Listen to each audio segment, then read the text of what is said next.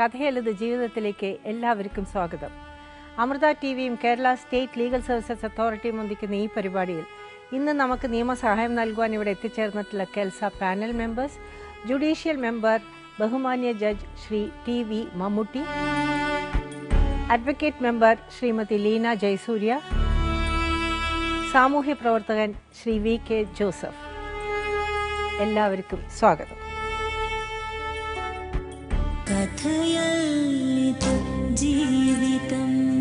അന്നത്തോടെ പിന്നെ ഞാൻ അമ്മയെ നോക്കൂലെന്ന് ഞാൻ എൻ്റെ ഭർത്താവിൻ്റെ കൂടെ പറഞ്ഞു. എനിക്ക് ജയിലിൽ കയറാൻ വയ്യ, അവർക്ക് എന്തെങ്കിലും സംഭവിച്ചാൽ എന്ന് പറഞ്ഞു. അങ്ങനെ ഞാൻ പോയിട്ട് വന്നപ്പോൾ ഈ അമ്മയെ കണ്ടില്ല. അന്ന് ഞാൻ ഒരുപാട് വേദന അനുഭവിച്ചു. ഇവർക്ക് എന്തെങ്കിലും സംഭവിച്ചു പോയാൽ ഇവർ ആരും എന്നെ വിടൂല എന്ന് പറഞ്ഞ് അങ്ങനെ ഞാൻ അമ്മ പോയി ഞാൻ അവിടെ പിന്നെ അനിയൻ്റെ വീട്ടിൽ ഞാൻ ചെന്ന് ഈ അമ്മയെ കാണാനില്ലെന്ന് പറഞ്ഞ് എല്ലാ സ്ഥലത്തും അന്വേഷിച്ചിട്ട് ഞാൻ ഒരുപാട് വിഷമിച്ച് എൻ്റെ മക്കൾ അടുത്ത വീട്ടിൽ ആക്കിയിട്ടാണ് വന്നത്. ഇവരെ കണ്ടതുമില്ല, വൈകിട്ടായി. അങ്ങനെ ഞാൻ ബസ്സിൽ കയറി ഇരുന്നിട്ട് ഞാൻ കടുവാപ്പള്ളിയിൽ അവിടെ എത്തിയപ്പോൾ ഞാൻ പറഞ്ഞു, എൻ്റെ തങ്ങളെ ഈ അമ്മയെ എവിടെയെങ്കിലും വെച്ച് എൻ്റെ കണ്ണി കാണിച്ചതാ, ഇവരില്ലാതെ ഇരുന്നാൽ എനിക്ക് ചേക്കയില്ല, അല്ലെങ്കിൽ ഇവർക്ക് എന്തെങ്കിലും സംഭവിച്ചു പോയാലാന്ന് പറഞ്ഞ് ഞാൻ ബസ്സിൽ ഇരുന്നും കൊണ്ട് ഞാൻ എൻ്റെ സ്ഥലത്തേക്ക് ടിക്കറ്റ് കൊടുത്ത് ബസ്സിൽ ഇരുന്നു കൊണ്ട് ഞാൻ തിരിഞ്ഞിപ്പുറത്ത് നോക്കിയപ്പോൾ അമ്മ അവിടെ നടയിൽ നിൽക്കണം. ഞാൻ അപ്പോഴത്തന്നെ കണ്ടക്ടറെ അടുത്ത് പറഞ്ഞ് എനിക്ക് ഇവിടെ ഇറങ്ങണമെന്ന് പറഞ്ഞു. അപ്പോഴവിടെ ഇറങ്ങിയിട്ട് ഞാൻ ചെന്ന് ഞാൻ പറഞ്ഞു, അമ്മ നിങ്ങൾ അവിടെ ഇരുത്തിയിട്ട് പോയപ്പോൾ നിങ്ങൾ എവിടെ പോയമ്മ എന്ന് പറഞ്ഞു. ഇനി ഞാൻ നിങ്ങളെ നോക്കൂല എന്ന് പറഞ്ഞു. അപ്പോഴനിയനെ വിളിച്ച് അനിയനെ ഏൽപ്പിച്ചിട്ട് ഞാൻ പോയി. പിന്നെ ഞാൻ ഈ അമ്മയെ നോക്കാൻ ഒന്നും പോയിട്ടില്ല. ഈ അമ്മയ്ക്ക് വല്ല മറവി രോഗങ്ങളും വല്ല അസുഖങ്ങളും ഉണ്ടാകുന്ന മറവി രോഗം ഉണ്ടാകുന്ന ഇവർ സംഭവം ഇവർക്ക് ഒറ്റയ്ക്ക് പോവാൻ അറിയില്ല. ഒരു സ്ഥലത്ത് പോകണമെങ്കിൽ നമ്മൾ ആരെങ്കിലും കൂടെ പോകണം, അല്ലാതെ സ്ഥലമൊന്നും അറിഞ്ഞുകൂടാ. അങ്ങനെ നിന്ന് നടന്ന് അങ്ങനെ പോയതാണ്, വഴിതെറ്റി പോയതാണ്. അങ്ങനെ ഞാൻ പറഞ്ഞിട്ടുണ്ട്, ഇനി അണ്ണൻ്റെ അമ്മയെ ഞാൻ നോക്കൂല, ഇതാണ് സ്വഭാവം, അതുകൊണ്ട് എന്ന് പറഞ്ഞ് അതോടെ അമ്മയെ നോക്കൊക്കെ ഞാൻ നിർത്തി. ഈ അമ്മയ്ക്ക് ഏതായാലും നിങ്ങളെ കാര്യമാണില്ല, അമ്മ സപ്പോർട്ട് ചെയ്യുന്നുണ്ട്. അമ്മ ഇത് ചെയ്യാൻ അമ്മ പറയണേ എന്നെ ഇപ്പം അമ്മയ്ക്ക് ദേഷ്യം എന്ന് പറഞ്ഞാൽ ഞാൻ അമ്മയെ കൊണ്ട് വഴിയിൽ കളഞ്ഞെന്നാണ് പറഞ്ഞ് ഇപ്പം എൻ്റെ കൂടെ അത്ര. അതുകൊണ്ട് ഇപ്പം സുഖമില്ല, അമ്മയ്ക്ക് സുഖമില്ലാതെ വന്ന് അന്നൊന്നും ഈ ഭർത്താവ് എന്നെ കൊണ്ടുപോയില്ല. ഞാൻ പറഞ്ഞു ഞാൻ കൂടെ വരാമെന്ന് പറഞ്ഞിട്ടും പോയില്ല. ഇപ്പം പറയണമെന്ന് പറഞ്ഞാൽ ആ വീട്ടിലല്ല ഞാൻ താമസിച്ചത്, എൻ്റെ അമ്മയുടെ കൂടെ ഇരുന്നെന്നാണ് ഇപ്പം പറഞ്ഞുകൊണ്ടിരിക്കുന്നത്. അമ്മയുടെ കൂടെ ആണെങ്കിൽ എൻ്റെ കൂടെ പറഞ്ഞൂടെ മേഡം, എൻ്റെ കൂടെ ഒരു വാക്ക് പറഞ്ഞൂടെ, അമ്മയ്ക്ക് സുഖമില്ല ഞാൻ പോയി എന്നൊരു വാക്ക് എന്നോട് പറയാം. ഞാൻ ഒരിക്കലും അമ്മയ്ക്ക് 3 ദിവസം അമ്മ ICU കിടന്ന്. അപ്പോൾ അവിടെ ഉള്ള ഒരാൾ ഇദ്ദേഹത്തിന് ഫോണില്ലാത്തതുകൊണ്ട് എൻ്റെ ഫോണിൽ വിളിച്ചിട്ട് പറഞ്ഞ് അമ്മയ്ക്ക് സുഖമില്ല, ഇതുപോലെ മാമൻ്റെ അടുത്ത് പറയണമെന്ന് പറഞ്ഞ് ഞാൻ കമ്പനി ഇരുന്നപ്പോഴാണ് വിളിച്ചത്. ഞാൻ വീട്ടിൽ വന്ന ഉടനെ പറഞ്ഞപ്പോൾ പറഞ്ഞ് പോവാന്ന് പറഞ്ഞിട്ട് അന്ന് ഈ 3 ദിവസം ഈ കിടന്നിട്ട് പോയില്ല. പിന്നെ അത് കഴിഞ്ഞ് എത്രയോ ദിവസം കഴിഞ്ഞപ്പോൾ അവിടെ പോയെന്നും പറഞ്ഞ് 3-4 ദിവസം കഴിഞ്ഞ് വരണം അവിടെ പോയെന്നും പറഞ്ഞു. അല്ല പോയിട്ടുണ്ടായിരുന്നോ എന്ന് അറിഞ്ഞൂടെ എനിക്ക് എന്ന് പറഞ്ഞാൽ അങ്ങനെ പോയെന്നാണ് പറഞ്ഞത്. അങ്ങനെ പോയാലും എനിക്ക് ഒരു വിഷമവും അദ്ദേഹത്തിൻ്റെ അമ്മയെ കാണട്ടെ എന്ന് പറഞ്ഞാൽ ഇദ്ദേഹം അങ്ങനെ നിൽക്കുന്ന ആളല്ല, അതെനിക്കറിയാം. അമ്മയെ നോക്കാനായിട്ട് ആ വീട്ടിൽ നിൽക്കൂല, പോവും, കണ്ടിട്ടിങ്ങനെ വരും, അത്രേ ഉള്ള. അപ്പോൾ ഇവിടെ 10-25 ദിവസം അമ്മയുടെ കൂടെ ആയിരുന്നെന്ന് പറഞ്ഞാൽ അത് ഞാൻ വിശ്വസിക്കൂല. നിങ്ങൾക്ക് അയാളുടെ കൂടെ ജീവിക്കണം എന്നില്ല. എനിക്ക് അദ്ദേഹത്തിന് ഞാൻ മതി, എന്നെ എൻ്റെ മക്കളെ വേണമെങ്കിൽ എൻ്റെ കൂടെ മാത്രം ജീവിക്കുക. അവരുമായിട്ട് ഉപേക്ഷിച്ച് നിങ്ങളുടെ കൂടെ മാത്രമായിട്ട് ജീവിക്കുന്നു നിങ്ങൾക്ക് വിശ്വാസം ഇല്ല. അങ്ങനെ ഇദ്ദേഹത്തിനെ ഞാൻ കൊണ്ടുപോയാലും ഇദ്ദേഹം പോകുന്ന സ്ഥലത്തൊന്നും എനിക്ക് പോകാൻ പറ്റൂല മേഡം. ഞാൻ നേരം വെളുത്ത് ജോലിക്ക് പോകണം, ഇദ്ദേഹം പോയിടം വന്നിടം എന്നുള്ള ജീവിതം ജീവിക്കുന്ന ആളാണ് ഞാൻ. അങ്ങനെ ജീവിക്കുന്നതല്ല, എൻ്റെ മക്കളെ എനിക്ക് നോക്കണം, അങ്ങനെ ഒരു രീതിയിലാണ് ഞാൻ ജീവിക്കുന്നത്. അതല്ല ബിന്ദു, കുട്ടികളെയും കൊണ്ട് വേറൊരാളുടെ കൂടെ പോയി എന്ന് പറഞ്ഞു എന്നല്ലേ പറഞ്ഞത്? അത് ശരിയായിരുന്നോ? അത് ശരിയാണെന്ന് എനിക്ക് അറിയില്ല മേഡം, അവരെ കുറിച്ച് എനിക്ക് അറിയില്ല. അത് ശരിയായിരുന്നോ? പിന്നെ എന്ത് സംഭവിച്ചു? അത് അദ്ദേഹത്തിൻ്റെ കൂടെ ചോദിക്കണം, അത് എനിക്കറിയില്ല. അദ്ദേഹമാണ് ഇതിന് മറുപടി പറയാനുള്ളത്. എനിക്ക് അവരെ കുറിച്ച് ഞാൻ പറഞ്ഞില്ലേ, ഏരൂർ പോലീസ് സ്റ്റേഷനിൽ വെച്ച് മാത്രമേ ഞാൻ അവരെ കാണുന്നുള്ളൂ, അല്ലാതെ ഇവര് ആരെന്നോ എന്തെന്നോ എനിക്കറിയില്ല. പക്ഷെ അവര് ആദ്യത്തെ കല്യാണം കഴിച്ചു എന്നുള്ളത് നാട്ടുകാർ പറയുന്നത്. അതാണ് ഉള്ള ഒരു തെളിവ്. പിന്നെ കുട്ടികളുണ്ടെന്നില്ല, 20 വയസ്സായ കുട്ടി എന്നൊക്കെ പറയുമ്പോൾ ആ കുട്ടി പഠിക്കുന്നൊക്കെ ഉണ്ടാവും. അല്ല, അവള് പഠിച്ച് എന്നിട്ട് ഇപ്പം അവള് പുനലൂര് പിന്നെ ഒരു കമ്പനിയിൽ അവളെന്തോ ജോലിക്ക് നിൽക്കണം എന്ന് പറഞ്ഞ്. പിന്നെ അതുപോലെ തന്നെ ഒരിക്കൽ ഞാൻ 1.5 പവൻ്റെ മാല ഞാൻ വാങ്ങിച്ചായിരുന്നു.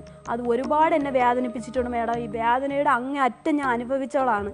അതാണ് ഇപ്പം ഇദ്ദേഹത്തിനോട് ജീവിക്കേണ്ടതെന്ന് ഞാൻ പറയുന്നത്. 1.5 പവൻ്റെ മാല ഞാനും കൂടെ കഷ്ടപ്പെട്ട് വീട്ടു ജോലി ചെയ്ത് എല്ലാം ചെയ്ത് ഞാൻ ഉണ്ടാക്കിയ മാല ഇദ്ദേഹത്തിൻ്റെ കഴുത്തിലിട്ട് കൊടുത്ത് 3 ദിവസം കഴിഞ്ഞപ്പോൾ ആ മാല കണ്ടില്ല. മോക്ക് കൊണ്ട് കൊടുത്ത് കുറേ ദിവസം കഴിഞ്ഞ് ചോദിച്ചിട്ട് അപ്പോഴും പറഞ്ഞു അവിടെ ചെന്ന് മോളെ കാണാൻ പോയപ്പോൾ മോള് ഊരിയെടുത്തെന്ന് പറഞ്ഞു. ഞാൻ ചോദിച്ചു അങ്ങനെ ഈ 2 വർഷത്തിൻ്റെ ഇടയിലാണ്? ഈ ഇടയിൽ തന്നെ അങ്ങനെ സംഭവിച്ചു. ഞാൻ ചോദിച്ചു എന്തിനങ്ങനെ കൊടുക്കാൻ പോയി, നിങ്ങൾക്കൊരു ഞാൻ പറഞ്ഞത് അപ്പൊ നിങ്ങൾക്ക് അവിടെ ഒരു മോളുണ്ടെന്ന് അറിയായിരുന്നു. അതെന്ന് മുതൽ അറിയാന്ന് പറഞ്ഞാൽ ഇത് പിന്നെ പോലീസിന് കൊടുക്കും മുമ്പേ അറിയായിരുന്നു. ഇദ്ദേഹം ഇങ്ങനെ ഫോൺ ചെയ്ത് നിങ്ങൾ പോലീസിൽ പരാതിയായിട്ട് കാണാനില്ല എന്ന് പറഞ്ഞ് പോലീസിൽ പരാതി കൊടുത്തല്ലോ, അതിന് മുമ്പേ അറിയാമായിരുന്നു? അതിന് മുമ്പേ അറിഞ്ഞൂടാ, അതിന് ശേഷമാണ് ഇത് കൊണ്ട് കൊടുക്കണത് മാലയൊക്കെ. ഈ മാല കൊണ്ട് കൊടുത്തപ്പോൾ ഞാൻ ചോദിച്ചു അങ്ങനെ എന്തിനു കൊടുത്തത്, നിങ്ങൾക്കൊരു മോളുള്ളത് നിങ്ങൾ ഈ 10 അതിനൊരു ആവശ്യം വരുമ്പം നിങ്ങൾ കൊണ്ട് കൊടുത്തിരുന്നെങ്കിൽ 10 ആൾക്കാർ കാണാം, കളഞ്ഞിട്ട് പോയിട്ട് നിങ്ങളൊരു ഇന്ന സാധനം കൊടുത്ത് എന്നൊരിത് പറയുമായിരുന്നല്ലേ. പിന്നെ അനങ്ങാതെ കൊണ്ട് കൊടുത്താൽ അവർ വാങ്ങിച്ചില്ലെന്നല്ലേ പറയുള്ളൂ. ഇതൊക്കെയാണ് ചോദിക്കുന്നത്. പക്ഷേ ഇത് എത്ര രൂപ ഉണ്ടാക്കിയാലും കൈ കാണൂല. ഈ പൈസ അത്രയും കൊണ്ട് പൊക്കളയും. അപ്പോൾ ആ ഭാര്യയുണ്ട് മക്കളുണ്ട് എന്ന് അറിഞ്ഞതിന് ശേഷം എത്ര നാൾ നിങ്ങളുടെ കൂടെ താമസിച്ചു പ്രകാശ്? അങ്ങനെ സ്ഥിരം അങ്ങനെ വരും. ഞാൻ പറഞ്ഞില്ലേ വരും. ഞാൻ രാവിലെ ജോലിക്ക് പോവും. രാവിലെ ജോലിക്ക് പോയി ഇദ്ദേഹത്തിന് കാപ്പിയൊക്കെ കൊടുത്ത് നല്ല സന്തോഷമായിട്ട് ഒരു വഴക്കുമില്ല മേഡം. എന്നെ കൊണ്ട് ഒരു പ്രശ്നവും ഇദ്ദേഹത്തിന് ഇല്ല. എന്ന് വെച്ചാൽ എവിടെ നിന്നെങ്കിലും പൈസ ആയാലും ഇപ്പം ഈ കൈ ഇതായി അതാണ് അന്ന് ഞാൻ പറഞ്ഞിട്ടുണ്ട്. അന്ന് ഞാൻ ഇദ്ദേഹത്തിനോട് പറഞ്ഞു ഇനി നിങ്ങൾ അവരുമായിട്ട് സഹകരിച്ച് കഴിഞ്ഞാൽ ഇതോടെ ഞാനും പിരിയുമെന്ന് പറഞ്ഞ്. അതുപോലെ തന്നെയാണ് പിരിഞ്ഞത്. എന്ന് പറഞ്ഞാൽ ഞാൻ ജോലി സ്ഥലത്ത് വെച്ച് ഇദ്ദേഹത്തിൻ്റെ കയ്യിലൊരു മടലാന്ത വെട്ടിയപ്പോൾ ഒരു വെട്ടുകൊണ്ട് ഞാൻ അവിടെ വെച്ച് ഇരുന്നപ്പോൾ അടുത്ത വീട്ടുകാർ പറഞ്ഞ് ഇങ്ങനെ വെട്ടുകൊണ്ട് മെഡിക്കൽ കോളേജിൽ കൊണ്ടുപോയി. ആ നിമിഷം ഞാൻ അവിടെ നിന്ന് ഇറങ്ങി ഞാൻ മെഡിക്കൽ കോളേജിൽ വന്നപ്പോൾ കൈയൊക്കെ വെച്ച് കെട്ടി. അപ്പോൾ പറഞ്ഞ് ഞരം പറ്റുമോ, പ്ലാസ്റ്റിക് സർജറി ചെയ്യണമെന്ന് പറഞ്ഞ് എൻ്റെ സ്വർണ്ണങ്ങളെല്ലാം ഞാൻ പണയം വെച്ച് ഇദ്ദേഹത്തിനെ ഞാൻ നോക്കി. ഈ പറയുന്ന ഒരു മനുഷ്യരും ഇല്ലായിരുന്നു മേഡം. ഒരു ചായ കുടിയെന്ന് പറഞ്ഞ് കൊടുക്കാൻ ഈ പറഞ്ഞ ഈ മക്കളോ ഭാര്യയോ ഒരു കോൾ വിളിച്ച് ചോദിച്ചിട്ടില്ല. അപ്പോഴും ഞാൻ പറഞ്ഞു നിങ്ങളെ ഭാര്യയും മക്കളും ഒന്നും ചോദിച്ചില്ലല്ലോ, നോക്കിയില്ലല്ലോ. ഈ കൈ 3-4 മാസം ഇങ്ങനെ വെച്ച് കെട്ടിക്കൊണ്ടുവന്ന് ഇദ്ദേഹത്തിൻ്റെ കാര്യം എല്ലാം നോക്കിയിട്ടാണ് ഞാൻ ജോലിക്ക് പോകണം. ആൾ കൈയെല്ലാം ശരിയായപ്പോൾ വീണ്ടും തിരിച്ച് അവരെ കൂടെ പോയി. 30,000 രൂപയ്ക്ക് സ്വർണ്ണം പണയം വെച്ച് ഞാൻ ഇയാളെ നോക്കി. എൻ്റെ കിടന്ന സ്വർണ്ണങ്ങളെല്ലാം ഞാൻ പണയം വെച്ചാണ് ഇദ്ദേഹത്തിന് ഞാൻ നോക്കിയത്. ഇത്രയും നോക്കി ഞാൻ എടുത്ത ആൾ വീണ്ടും പോയി കഴിഞ്ഞാൽ എനിക്ക് ജീവിക്കാൻ താല്പര്യമില്ല. അതുകൊണ്ടാണ് അവർ വേണ്ടാന്ന് പറയുന്നത്. 2-3 കാര്യം എനിക്ക് പാനലിനോടാണ് ചോദിക്കാനുള്ളത്. ഇപ്പോൾ ആദ്യത്തെ ഭാര്യയോട് അത് ഭാര്യയും മക്കളുമാണെന്ന് അയാളും പറയുന്നു, നാട്ടുകാരും പറയുന്നു. കല്യാണം കഴിച്ചിട്ടുള്ളതിൻ്റെ തെളിവില്ല. 20 വയസ്സായിട്ടുള്ള ഒരു മോളുണ്ട്, മുതിർന്ന കുട്ടികളുണ്ട്. അത് അയാൾ അക്സെപ്റ്റ് ചെയ്യുന്നുണ്ട്, അയാളുടെ മക്കളാണെന്ന്. അപ്പൊ പിന്നെ അതിൽ വേറെ ചോദ്യങ്ങളൊന്നും വരുന്നില്ല. ഇപ്പോൾ ഇവരുടെ മാരേജ് ഈസ് നോട്ട് ലീഗൽ. ഇവർക്ക് ഈ മക്കൾക്ക് ചോദിക്കാൻ മാത്രമേ ഇവർക്ക് റൈറ്റ് ഉള്ളൂ, അല്ലേ സർ? അത്രേ ഉള്ളൂ. ഇല്ലെജിറ്റിമേറ്റ് ആണെങ്കിൽ പോലും അവർ എൻറ്റൈറ്റിൽ ടു മെയിൻ്റനൻസ്. അതെ, അത് അങ്ങനെയാണല്ലോ നമ്മളുടെ ഇത്. She is not the wife, അതുകൊണ്ട് അവർക്ക് ചോദിക്കാൻ പറ്റില്ല എന്ന് മാത്രം. അപ്പം നമുക്കിനിപ്പം ചെലവായ സംഖ്യ കിട്ടണ്ടേ? അവരിപ്പോ ഈ പറഞ്ഞ പോലെ ചെലവായ സംഗീതം അതിപ്പോ എങ്ങനെയാണ്? കടലാസും ഉണ്ടോ കയ്യിൽ? ഞാൻ ഏരൂർ പോലീസ് സ്റ്റേഷനിൽ കൊടുത്ത് പിന്നെ ഈ പോലീസ് സ്റ്റേഷനിൽ നമ്മൾ പോലീസിന് പരാതി കൊടുത്തല്ല ചോദിക്കുന്നത്. ചെലവായ സംഖ്യ എന്ന് ചെലവാക്കി എന്ന് കാണിക്കാൻ വല്ല കടലാസ്? അത് ഞാൻ പണയം വെച്ചത് അത് ഞാൻ കൊണ്ടുവന്നില്ല. മരുന്നിന് ചെലവാക്കിയ സംഖ്യക്ക് മെഡിക്കൽ ബിൽസ് വല്ലതും ഉണ്ടോ? അത് എന്റെ ഞാൻ കൊണ്ടുവന്നില്ല, വീട്ടിൽ ഇരിക്കുന്നുണ്ട്. മെഡിക്കൽ കോളേജിൽ ചെലവായത്. അല്ലാതെ എന്താന്ന് വെച്ചാൽ സാർ പറയണത് ഇവര് അയാൾക്ക് എന്തെങ്കിലും ചെലവാക്കിയിട്ടുണ്ടെങ്കിൽ അത് അവർക്ക് തിരിച്ചു കിട്ടണമല്ലോ. എന്തൊക്കെയാ അയാൾ നിഷേധിക്കാൻ പോണേന്ന് നമുക്കറിയില്ല. എന്തായാലും ബിന്ദു അയാളുടെ കൂട്ടത്തിൽ ജീവിക്കാൻ താല്പര്യമില്ല. താല്പര്യം എന്ന് പറഞ്ഞാൽ ഞാനും പറയുന്ന ഇതാണ്, എനിക്ക് താല്പര്യമാണ്. ഇദ്ദേഹത്തിനെ ഉപേക്ഷിക്കാൻ എനിക്ക് കഴിയില്ല. എന്ന് വെച്ചാൽ ഇദ്ദേഹം പോയാൽ ഞാൻ മാനസികമായിട്ട് ഒരുപാട് ഞാൻ അനുഭവിച്ചെന്ന് വെച്ചാൽ കൊണ്ടുവരാൻ വേണ്ടി ഇദ്ദേഹം എൻ്റെ കൂടെ ജീവിച്ചാൽ മതി എന്നുള്ള ഒരു, പക്ഷേ എങ്കിലും അവരുടെ നിലപാട് എന്ന് വെച്ചാൽ മറ്റേ ഭാര്യയുടെ കൂടെ സഹകരിക്കുകയാണെങ്കിൽ 2 കുടുംബവും വെച്ചിട്ട് അവിടെയും കുറച്ച് ദിവസം ഇവിടെ കുറച്ച് ദിവസം അവിടെ കുറച്ച് ചിലവർ ഇവിടെ, അങ്ങനെ അല്ലാതെ അത് അവരാണോ ഇവരാണോ ആരെങ്കിലും ഒരാൾ ആ തീരുമാനം എടുക്കണം. തന്നെയുമല്ല നല്ല കാര്യം നോക്കിക്കോട്ടെ. ഉപേക്ഷിച്ച് പോരുന്ന് ഇവർക്ക് വിശ്വാസമില്ല. അങ്ങനെ വരൂല മാഡം, വന്നാലും ഇതുപോലെ പോകും എന്ന് വെച്ചാൽ അയാള് പോലീസ് സ്റ്റേഷനിലും പറഞ്ഞിട്ടുള്ളത് അതാണ്, രണ്ടുപേരും നോക്കും. പക്ഷെ എങ്ങനെയാ പോലീസുകാർ അത് സമ്മതിക്കുക? സമ്മതിച്ചിട്ടുണ്ടെങ്കിൽ വലിയ അത്ഭുതം. നമുക്ക് തിരിച്ചു കൊണ്ടുവരാന്നേ ഉള്ളൂ. ഇദ്ദേഹത്തിന്റെ മനസ്സിൽ നിന്ന് അവരെ പുറത്താകാൻ നമുക്ക് പറ്റൂലല്ലോ. പറ്റൂല, പിരിയാണ് നല്ലത്. എന്റെ മക്കള് കൊച്ചു മക്കളാണ്. എനിക്ക് തുച്ഛമായ ശമ്പളം. എത്ര വയസ്സുണ്ട് കുട്ടികൾക്ക്? എന്ത് കുട്ടികളാ? മോന് 12 വയസ്സായി, മോക്ക് 10 വയസ്സായി. ആൺകുട്ടിയും പെൺകുട്ടിയും. മക്കൾക്ക് ഇഷ്ടമാണ് അച്ഛന് എന്ന് പറഞ്ഞാൽ മക്കളെ നോക്കും, നമ്മളെ നോക്കും, നല്ലപോലെ നോക്കുന്ന ആളാണ്. ബിന്ദുവിനെ സംബന്ധിച്ചിടത്തോളം ബിന്ദു പറയുന്നത് അതിലത്തെ മക്കളെ നോക്കണേന് ഇവർക്ക് വിരോധമൊന്നുമില്ല. പക്ഷെ അവിടെ പോയി അവിടെയും താമസിക്കുക, അതും ഭാര്യ ഇതും ഭാര്യ, അങ്ങനെ ഞാൻ തയ്യാറല്ല. ആ മക്കൾക്ക് ചെലവിന് കൊടുക്കാൻ ഞാൻ പറഞ്ഞു. അവര് പക്ഷെ അവിടെ ഒരു കാര്യം ചോദിക്കുക, നിങ്ങൾക്ക് ഭർത്താവിനെ പങ്കുവെക്കാൻ ആഗ്രഹമില്ല, ശരി, സമ്മതിച്ചു. കാര്യം വേറൊരു വൈഫുള്ളത്, കുട്ടികളെ നോക്കുന്ന ഒരു അച്ഛൻ, കുട്ടികൾക്ക് താല്പര്യമുള്ള അച്ഛൻ, അവരേന്ന് ചെലവിന് കിട്ടിയാൽ മാത്രം ആ അച്ഛന്റെ വാത്സല്യം അവർക്ക് വേണ്ടേ? അത് വേണം മാഡം. വേണ്ടേ? കുട്ടികളെ അത് ആഗ്രഹിക്കുന്നില്ലേ? പക്ഷെ നമുക്ക് അങ്ങനെ കാണാൻ സാധിക്കുമല്ലോ. നമുക്ക് അത് വിസിറ്റിംഗ് റൈറ്റ്സോ അങ്ങനെ വല്ലതും അല്ലാതെ, അങ്ങനെ ഒരു റൈറ്റ് അല്ലാതെ വേറെ ഒന്നും നമുക്ക് ഇവിടെ സജസ്റ്റ് ചെയ്യാൻ നിവർത്തിയില്ല. പക്ഷെ ഈ രണ്ടുപേരും നോക്കുക, രണ്ട് കുടുംബം വെക്കുക പറഞ്ഞാൽ that is not legally possible അല്ലേ സർ? അതെ. അതല്ല, ഈ കുട്ടികളെ ഇദ്ദേഹം ആവശ്യപ്പെടുന്നുണ്ടോ? അയാൾ പോറ്റിക്കോളാം, അയാൾ സംരക്ഷിച്ചോളാം, അങ്ങനെ വല്ലതും പറയുന്നുണ്ടോ? ഇല്ലല്ലോ. ഇല്ല, അങ്ങനെ നിങ്ങളുടെ കസ്റ്റഡിയിൽ വിട്ടിട്ട് കുട്ടികൾക്ക് അദ്ദേഹം ചെലവിന് കൊടുത്തോളും അല്ലേ? അപ്പൊ പിന്നെ വലിയ തർക്കമൊന്നുമില്ല. തർക്കമുള്ളത് ആകെ ചെലവിന്, അതായത് നിങ്ങളെ കയ്യിൽ നിന്ന് ചെലവായ സംഖ്യ കിട്ടണം എന്നുള്ളതാണ്. അത് കിട്ടിയില്ലെങ്കിലും പ്രശ്നമില്ല സാറേ എന്ന് പറഞ്ഞാൽ ഞാൻ എന്റെ ഭർത്താവിന് വേണ്ടി ചെലവാക്കിയതാണ്. അദ്ദേഹത്തിന് വേണ്ടി ചെലവാക്കി, അതിലെനിക്ക് എന്നാലും എന്നോട് സ്നേഹം കാണിക്കാതെ ഇത്രയും ചെയ്തിട്ടും ഇയാളെ പോകുന്നതുകൊണ്ട് വിഷമമാണ് മാഡം. ഇയാളെ പിരിയാൻ ഇഷ്ടമല്ല എനിക്ക്. ഞാൻ ഒരുപാട് സ്നേഹിച്ച ആളാണ്. എന്നിട്ട് എന്റെ മക്കളെ ഇങ്ങനെ പാതി വഴിയിലാക്കി പോയതുകൊണ്ട് ഞാൻ ഒരുപാട് വിഷമിച്ച് ഇയാളെ കൊണ്ടുവരാൻ. എന്നിട്ട് എന്റെ കൂടെ വന്നിട്ടില്ല. ഞാൻ ഗ്യാസ് കൊടുത്തിട്ട് അവരെ കൂടെ പോയിട്ടുള്ളു, എന്റെ കൂടെ വന്നില്ല. വീണ്ടും ഒരാഴ്ച കഴിഞ്ഞാണ് വീണ്ടും തിരിച്ചു വരണത്. എന്നാലും എന്നെ ഒരു കോള് വിളിച്ചെങ്കിൽ എനിക്ക് വിഷമമില്ല. അവിടെ പൊയ്ക്കോട്ടെ, നിന്നോട്ടെ, എന്നെ വിളിച്ചൂടെ? ഒരു കോള് വിളിച്ച് എന്നെ എന്റെ മക്കള് എന്ത് ചെയ്യണമെന്ന് ചോദിച്ചൂടെ?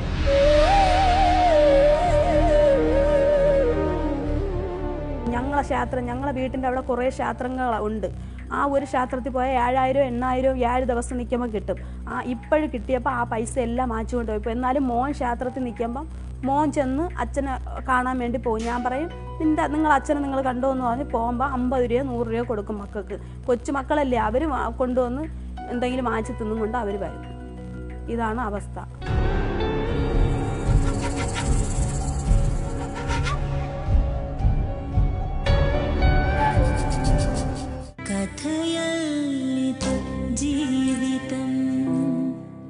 എൻ്റെ മക്കൾ കൊച്ചുമക്കളാണ്.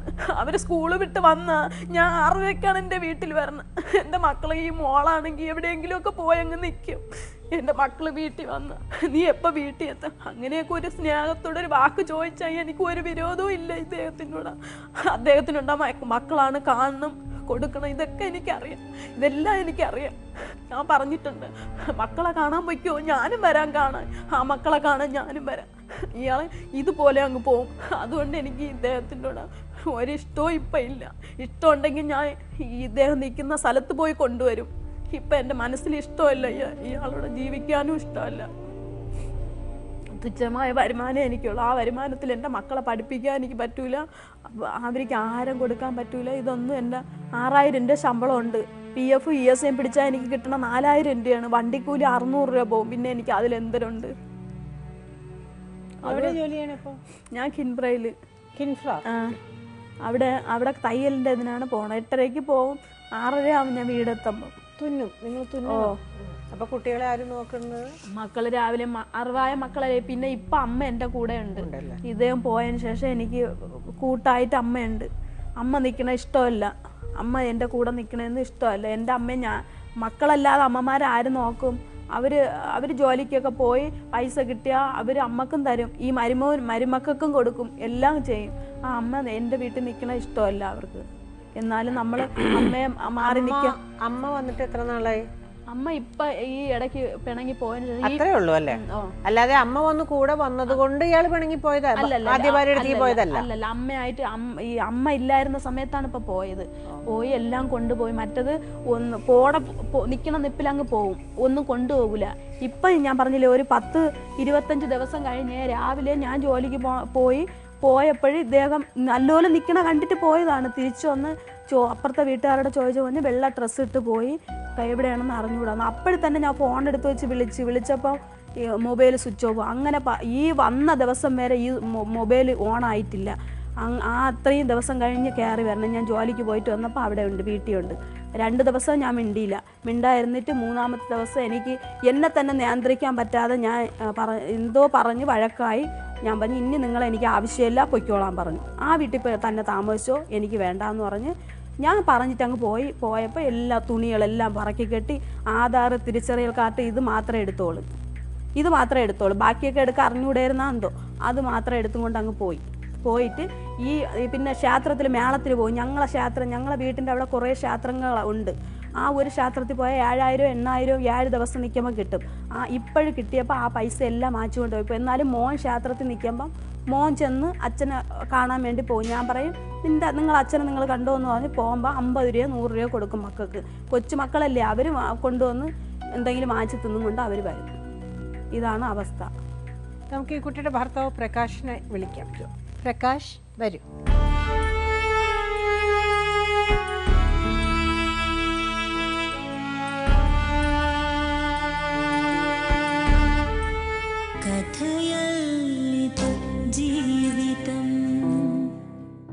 പ്രകാശ് എത്ര വയസ്സായി?